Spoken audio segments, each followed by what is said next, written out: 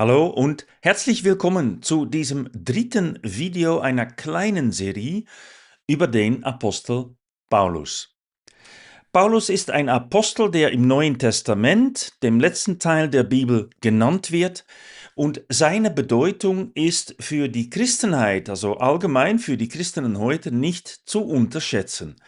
Mehr noch, wer etwas Einblick erhält in den Werdegang, die Berufung, die Aufgabe vom Apostel Paulus, der kann dadurch besser eine Entwicklung im Neuen Testament skizzieren, und versteht man die Entwicklung etwas besser, lassen sich viele Fragen über oder aus dem Neuen Testament einfacher beantworten.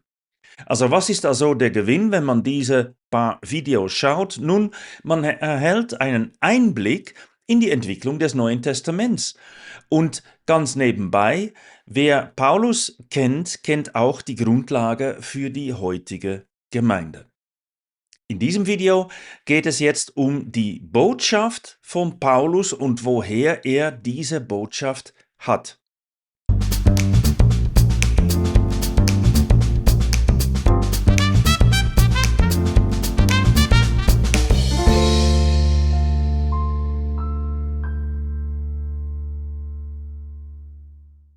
Paulus ist Apostel und er verkündet Jesus Christus. Und viele Menschen denken, dass er genau dasselbe oder in etwa dasselbe sagt wie die 12 Apostel. Aber das ist nicht ganz der Fall. Es gibt zwar Überlappung, aber nicht alles, was Paulus sagt, haben die 12 verkündet, und nicht alles, was die 12 verinnerlicht hatten, finden wir bei Paulus zurück. Es gibt Unterschiede, und diese Unterschiede wahrzunehmen hilft dabei, ein differenziertes Bild über die Botschaft des Neuen Testaments zu erhalten. Und das ist bedeutsam, denn heute gehen immer noch ganz viele Christen davon aus, es gibt ein Evangelium, und ich werde hier jetzt mich stark machen dafür, zu erklären, dass es mindestens zwei gibt. Und es gibt eine Gemeinde, und das ist eine Annahme, die sich so nirgendwo aus der Bibel feststellen lässt. Es gibt ein dieses, ein jenes, es ist alles eine Einheitsbrei, es ist alles dasselbe, und alle reden in etwa vom Gleichen. Und wegen dieser Vorannahme, die sich nirgendwo aus der Bibel ableiten lässt, kommen viele Menschen dazu, Unterschiede gegenseitig abzumildern durch die jeweils anderslautende Textaussagen. Also wenn zum Beispiel Jakobus sagt, es gibt keine Rettung durch Glaube allein, sondern man muss auch Werke haben, dann finden wir bei Paulus zum Beispiel, dass Rettung durch Glaube allein ist, aus Gnade, ohne Werke. Und diese gegensätzlichen Aussagen haben viele Leute verwirrt, und häufig tut man dann, es ist ein bisschen von dem und ein bisschen von dem. Es ist nicht Fleisch, es ist nicht Fisch, es ist etwas dazwischen. Und das ist eine Schande, denn damit verkennt man die klaren Aussagen, die von den Aposteln zum Beispiel selbst gemacht werden. Woher kommt jetzt aber die Botschaft von Paulus, wenn sie nicht gleichbedeutend ist mit der Botschaft der 12? Die 12 Apostel, die wurden von Jesus höchstpersönlich berufen. Und zwar in der Zeit, als Jesus auf Erden in Israel, in Galiläa herumlief. Und das ist die Zeit, die wir in den Evangelien beschrieben finden. Also Matthäus, Markus, Lukas und Johannes beschreiben aus verschiedenen Perspektiven die gleiche Periode. Die Periode von in etwa der Geburt Jesu zu kurz nach der Auferstehung. Und diese Zeit, da hat Jesus 12 Jünger herausgerufen, die, als er sie aussandten, zu 12 Aposteln wurden. Und gelernt hatten sie direkt von Jesus selbst, nämlich indem, dass sie in einem Lehrer-Jünger-Verhältnis standen, wie das im letzten Video zur Sprache kam. Diese Idee, die ist für Paulus nicht zutreffend. Paulus hat nie einfach Jesus zugehört und ist neben ihm gesessen. Paulus taucht in den Evangelien nicht auf. Aber Wenn wir die Angaben aus der Apostelgeschichte und den Briefen von Paulus richtig interpretieren, dann wurde auch er von Jesus berufen, aber nicht von dem Jesus der Evangelien, sondern von dem Jesus, der bereits Kreuz und Auferstehung hinter sich hat. Das heißt, Paulus begegnet den Auferstandenen. Und er sagt selbst, dass er von ihm direkt unterrichtet wurde. Und das lesen wir zum Beispiel im Galaterbrief. Im Galaterbrief Kapitel 1, die Versen 11 und 12, schreibt Paulus: Ich tue euch aber kund, Brüder, dass das Evangelium, welches von mir verkündigt worden, nicht nach dem Menschen ist. Denn ich habe es weder von einem Menschen empfangen, noch erlernt, sondern durch Offenbarung Jesu Christi.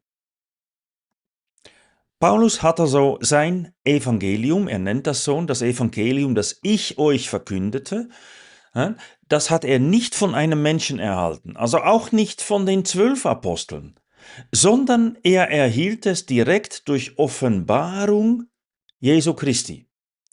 Und das markiert eine Abweichung von der Art, wie die 12 Apostel zum Beispiel gelernt haben. Die haben nie von Offenbarungen von Jesus Christus gesprochen, sondern haben immer referiert einerseits an dem, was Jesus erzählt hat in der Zeit der Evangelien oder allenfalls sich auseinandergesetzt mit der gleichen Erwartung eines messianischen Reiches, aber aus dem Blickwinkel von großen Veränderungen. Also das Königreich wurde nicht aufgerichtet, das lesen wir zu Anfang der Apostelgeschichte.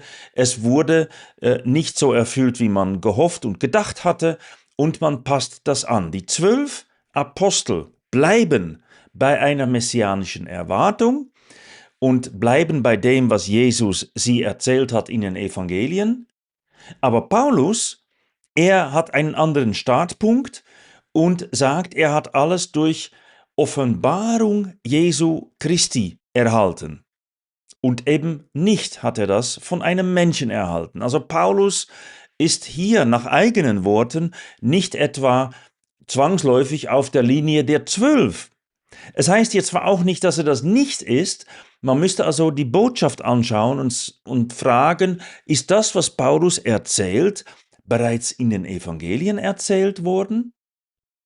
Und dann, wenn man das macht, wenn man das vergleicht, wird man feststellen, die Evangelien haben eine eigene Botschaft und die 12 bauen darauf weiter. Und Paulus, er erhält direkte Offenbarung von dem auferstandenen Christus. Und das ist ein anderer Ausgangspunkt. Was Paulus also sagt, ist direkt von Jesus Christus stammend. Was er sagt, ist nicht etwa seine beste Meinung. Wenn das nämlich der Fall ist, da gibt es so einen Fall in 1. Korinther 7, da sagt er das auch dazu. Ich habe vom Herrn empfangen, etwas später sagt er, aber ich sage euch, nicht vom Herrn empfangen, und beschreibt dann ein paar weitere Details aus seinem eigenen Denken heraus. Aber was sein Evangelium betrifft, und ich denke hier an die grundsätzliche Züge, da stellt er selber klar, dass es nicht von ihm kommt, nicht von Menschen kommt, sondern direkt von Jesus Christus. Und man denke jetzt zum Beispiel an diese bekannte Red Letter Bible, also eine Bibel, worin die Worte von Jesus mit roter Farbe hervorgehoben werden, als seien die ganz besonders wichtig. Und das ist zwar richtig und auch wichtig, aber auch Paulus sagt direkt, dass sein Evangelium direkt von Jesus Christus kommt, aber seine Worte erscheinen nicht in Rot. Und das widerspiegelt so ein bisschen das Verständnis, das Menschen über die Bibel haben, über die Bedeutung von Jesus haben, und man verkennt, dass Jesus eine eigene Botschaft verkündete, speziell für Israel, in den Evangelien, und dass Paulus erst später berufen wurde vom Auferstandenen und mit einer neuen Botschaft kommt. Wie neu? Nun, niemand hat zuvor davon etwas gewusst. Lesen wir, was Paulus schreibt. Im Römerbrief Kapitel 16, Vers 25 heißt es: Dem aber, der euch zu befestigen vermag nach meinem Evangelium und der Predigt von Jesu Christo, nach der Offenbarung des Geheimnisses, das in den Zeiten der Zeitalter verschwiegen war. Ganz erstaunlich, was hier steht. Paulus schreibt nämlich von meinem Evangelium. Also er hat das ja nicht von den 12 gehört, sondern direkt durch Offenbarung Jesus Christus. Und so beschreibt er das als mein Evangelium. Das hat er nämlich erhalten. Und er schreibt auch, dass dieses Evangelium gemäß der Offenbarung eines Geheimnisses war. Das heißt, etwas, das vorher nicht bekannt war, nirgendwo.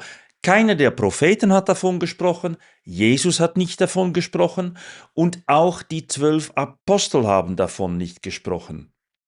Und das ist eine bemerkenswerte Aussage, weil sie einiges über den Haufen wirft, was bei vielen Gemeinschaften, Kirchen stillschweigend vorausgesetzt wird, dass es überall im Neuen Testament um Jesus geht und deswegen alles und gehört. Das ist eigentlich eine Form von Piraterie und Nicht-Beachten von dem, was geschrieben steht. Ich bin dankbar, dass ich gelernt habe, über viele Jahre den Text zu lesen und zu fragen, was könnte das heißen? Also nicht nur von der Tradition aus etwas zu begründen, sondern zu fragen nach dem, was tatsächlich geschrieben ist. Und dann fallen solche Texte besonders auf, weil sie von Dingen reden, die anders sind. Paulus hat ein eigenes Evangelium und es ist nicht das einzige Mal, dass er davon spricht. Er nennt das so 3-mal und verweist an anderen Stellen darauf hin. Und das sind wichtige Punkte, weil Paulus mit diesen Angaben klar macht, dass seine Botschaft eigene Merkmale hat. Und diese eigenen Merkmale sind nicht einfach für alle Christen, als gäbe es da auch keine Unterscheidung, denn Paulus hat sein Evangelium für eine bestimmte Zielgruppe erhalten. Und er geht dann, das lesen wir dann wieder im Galaterbrief, dass er eines Tages nach Jerusalem hinaufgeht. Und warum macht er das? Paulus schreibt in Galater 2, Verse 1 und 2: Darauf, nach Verlauf von 14 Jahren, zog ich wieder nach Jerusalem hinauf mit Barnabas und nahm auch Titus mit. Ich zog aber hinauf zufolge einer Offenbarung und legte ihnen das Evangelium vor, das ich unter den Nationen predige. Im Besonderen aber legte ich das den Angesehenen vor, damit ich nicht etwa vergeblich laufe oder gelaufen wäre. Es ist eine besondere Zeit. Man muss sich vorstellen, dass Jesus gestorben war, auferstanden war und die Leute waren zuerst zu Tode betrübt und dann haben sie gesehen, er ist auferstanden, dann ergaben sich neue Strukturen für Gemeinden und Paulus tritt auf den Plan und er passt so gar nicht in das Bild der 12 Apostel, sondern er scheint mit einem eigenen Evangelium. Und er sagt auch, das ist mein Evangelium. Also nicht etwa das er geklaut hat von den 12, sondern etwas, das er direkt nach eigenen Angaben von dem auferstandenen Jesus erhielt. Und das ist eine bemerkenswerte Aussage, denn er sagt überhaupt nicht, dass ich mache jetzt genau dasselbe, was die 12 machen und Jesus hat mir das direkt ins Ohr geflüstert, sondern Paulus muss einmal, und zwar zufolge einer Offenbarung, offenbar von Jesus Christus, noch einmal nach Jerusalem, um dort sein Evangelium vorzustellen, und er ergänzt das mit den Worten, dass ich unter den Nationen verkündige. Und das ist besonders, da achten wir darauf. Aber warum musste er nach Jerusalem, wenn er dasselbe erzählte?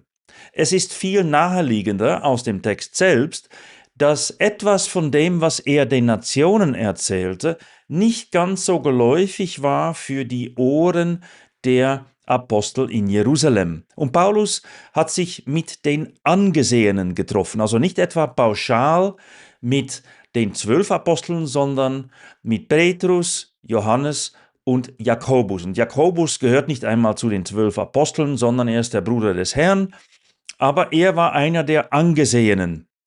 Und diese drei hat er dann sein Evangelium erklärt, das er, Paulus, unter den Nationen verkündet. Und dieser Zusammenhang, dass Paulus etwas an die Nationen verkündet, ist ganz besonders. Das zeichnet nämlich ihn aus. Das ist etwas, das die 12 Apostel so nie gemacht haben. Nein, sie haben keinen Missionsbefehl umgesetzt. Sie sind schön vorwiegend daheim geblieben und haben nie sich an die Nationen gewendet, wie es Paulus gemacht hat. Sie haben keine Nationen zu Jünger gemacht, wie Jesus sie aufgetragen hatte. Das haben sie nicht gemacht. Und dafür gibt es Gründe, selbstverständlich exegetische Gründe, warum das so ist. Und darauf werde ich hier nicht eingehen. Aber was man allgemein meint, das beginnt bei den 12 und Paulus nimmt den Faden auf, genau das hat nicht stattgefunden. Paulus kommt mit einem eigenen Evangelium und er muss einmal nach Jerusalem reisen, nach längerer Zeit, um genau sein Evangelium, den 12, den wichtigen in Jerusalem, einmal vorzustellen und zu erklären. Und dann lesen wir in Kapitel 2 vom Galaterbrief noch weiteres. Paulus berichtet dann von dem Treffen in den Versen 6 und darauf folgende und sagt, mir haben die Angesehenen nichts hinzugefügt, also sie haben mir nichts Belastendes sagen können, sondern im Gegenteil, als sie sahen, dass mir das Evangelium der Vorhaut anvertraut war, gleich wie Petrus das der Beschneidung. 2 Evangelien. Evangelium der Vorhaut, Evangelium der Beschneidung. Das Wort Evangelium heißt so viel wie gute Botschaft, gute Nachricht, frohe Nachricht. Und das ist an sich ein neutrales Wort. Erst der Kontext, erst die Art, wie es genutzt wird, zeigt, wie es gemeint ist. Und deswegen findet man, wenn man auf das Wort Evangelium achtet, im Neuen Testament eine Reihe mit verschiedenen Evangelien, die zu unterschiedlichen Zeiten in verschiedenen Kontexten Unterschiedliches aussagen. Besonders an dieser Bibelstelle ist, dass Paulus hier 2 Evangelien sofort nebeneinander stellt und zu jedem Wort Evangelium den Ausdruck etwas größer macht, um klarzustellen, warum es geht. Und er nennt hier das Evangelium der Unbeschnittenheit und das Evangelium der Beschneidung. Und diese 2 Evangelien betreffen 2 Gruppen natürlich, das sind die Juden und die Nichtjuden. Aber es wäre zu kurz gegriffen, wenn man hier sagt, es geht hier nur um dasselbe Evangelium, aber an 2 verschiedene Gruppen gerichtet. Das ist ein Kurzschluss. Das ist ein Kurzschluss aus der Tradition, nicht etwas, das hier steht. Denn Paulus hatte sein Evangelium nicht von den 12 erhalten. Und Paulus musste speziell nach Jerusalem hinaufreisen, um dort sein Evangelium, das er den Nationen verkündete, den Angesehenen in Jerusalem vorzustellen. Also da gibt es Unterschiede, nicht nur in der Zielgruppe, sondern wesentliche Unterschiede in der Art des Evangeliums. Was ist froh an der Botschaft für die Juden? Was ist froh für die Botschaft an die Nationen? Und das überlappt, aber ist nicht identisch. Und was überlappend ist, das ist diese eine Bezugsperson, das ist Jesus Christus, das ist die Auferstehung. Aber die beiden Gruppen, Juden und Nichtjuden, die haben eine eigene Gemeinde, ein eigenes Evangelium und unterschiedliche Erwartungen. Man kann zum Beispiel sehen, dass die Gemeinde in Jerusalem alles aus gesetzestreuen Juden und Proselyten bestand. Und dann ist es ein anderer Punkt, dass die Nationen, die nichtjüdischen Völker, von dem Gesetz gar keine Ahnung hatten. Sie kannten das vielleicht von ihren jüdischen Mitbewohnern ihrer Stadt oder ihres Dorfes, aber sie hatten nie von Gott ein Gesetz oder die Torah bekommen. Das war ausschließlich Israel. Und die Unterschiede, die prägen die Erwartung, die Unterschiede prägen die Ausgangslage. Und Paulus richtete sich an die Nationen, denn das war seine Berufung. Und er tut das mit einem eigenen Evangelium. Und das eigene Evangelium, da dreht sich nichts um eine messianische Erwartung, das findet man bei den 12.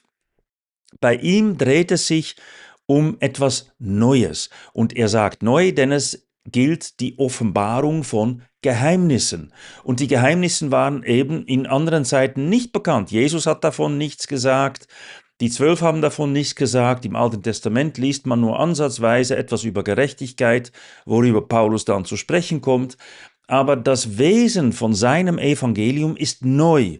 Und zwar so neu, dass er das klar abgrenzen muss. Und die Angesehenen in Jerusalem, die akzeptieren das, die sehen das. Im Gegenteil, sie haben nichts Anstößiges gefunden, sondern sie reichten einander den Bruderhand, und das sollte klarstellen, dass für die 12 Paulus ganz in Ordnung war und dass für Paulus die 12 ganz in Ordnung waren. Also es gibt hier also keine Ablösung der Wache, sondern zu jener Zeit gab es ganz deutlich 2 Evangelien nebeneinander für 2 verschiedene Gruppen.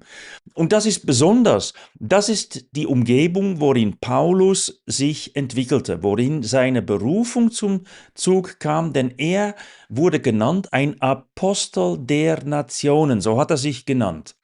Und das galt für die übrigen 12 nicht. Das waren Apostel mit einem Auge für Israel, nicht Apostel für die Nationen, trotz Missionsbefehl. Aber Paulus, er war ein Apostel der Nationen und hat mit einem eigenen Evangelium die heutige Kirche gegründet.